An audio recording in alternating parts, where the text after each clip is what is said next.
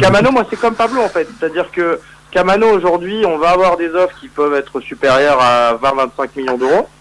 Ça, c'est possible, hein. Peut-être pas sur le mercato d'hiver, mais voilà, Camano, on peut avoir des offres déjà à 10-15. Je pense que Camano, faut attendre cet été. Et si offre il y a, pas vendre en dessous de 30. C'est comme quand je dis 60 pour Pablo, c'est pareil. C'est-à-dire que, sauf si on a une offre qui ne se refuse pas, il faut le garder jusqu'à la fin de la saison. Il faut quand même que Bordeaux finisse comme l'an dernier et puisse cette saison vendre ses gros joueurs et racheter direct plutôt que vendre déjà tout le monde en décembre et après ce sera tu refais, si tu vends tout le monde en décembre, tu dois tout refaire en janvier et on s'en sortira jamais. Et surtout le prolonger, je pense aussi. Quand même, au cas où. Ouais, bon. Non. Il est que jusqu'en 2020. Est-ce qu'il pourra faire vraiment plus qu'il ne fait, Camano? Pardon? Il pourra encore franchir des paliers en termes de performance. Est-ce qu'il a pas. Est-ce que là on n'est pas en train aussi de voir aussi peut-être l'une de ses limites et est-ce que c'est pas comme avec Diego Roland où on pourrait se mordre les doigts entre guillemets en attendant le. Oh là là, l'exemple. Tu vas me faire pleurer. Non, mais bon, voilà, moi j'adore. Mais je trouve qu'il est bon, moi, ton exemple. Non, mais bon, c'est quand même Camano et Diego Roland, il y a quand même un monde d'écart, hein, quand même. Hein, un cerveau d'écart. Oui, aussi. moi, mon sentiment, c'est que il était prêt avant tout le monde cet été, ouais.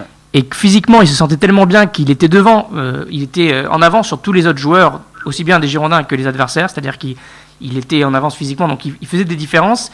Et maintenant que tout le monde est à peu près prêt physiquement de la même façon, il ne fait plus ces différences. Et évidemment, vu qu'il n'a pas de cerveau, c'est très problématique pour faire des différences aussi et faire les bons choix.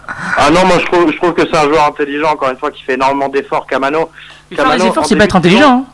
Non, mais je pense qu'on s'est trompé sur Camano en début de saison parce qu'il a été un détonateur, un mec. C'est bien ce que je te dis.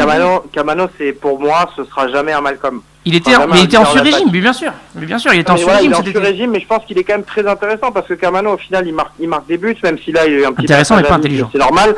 C'est un mec qui marque des buts sur une saison et puis surtout, c'est un mec dans une équipe qui fait tellement d'efforts, notamment défensifs. En fait, lui, pour le coup, Caramo est un détonateur, lui est un pionnier pour moi dans cette équipe. Donc on a tout intérêt à le garder. Alors même si peut-être que cet été on le vendra moins cher que ce qu'on a espéré quand il était à 9 buts, toutes compétitions confondues en septembre. Mais je pense que sur la saison, il va être très important de servir. Et s'il fait une bonne saison, s'il a plus de 13 buts en Ligue 1, à un moment donné, encore une fois, je parle de la Première Ligue parce que c'est là où les recruteurs sont les moins malins. Recruteurs, ils vont prendre le tableau des buteurs de Ligue 1, ils vont voir François Camano, 13 buts, ils vont dire ça c'est pas mal un joueur à 13 buts. Un peu comme Gradel à l'époque avec Saint-Etienne quand il a mis 15. Ah bah ok, vas-y, combien? Ouais, 17, 18, 20, vas-y, au revoir. On va le prendre, on va voir ce que ça donne et dans 3 ans on le retrouve à Nice. Mais c'est pas un cas qui est impossible, mais en tout cas, nous on a tout intérêt à le garder cette saison parce qu'il va nous apporter beaucoup.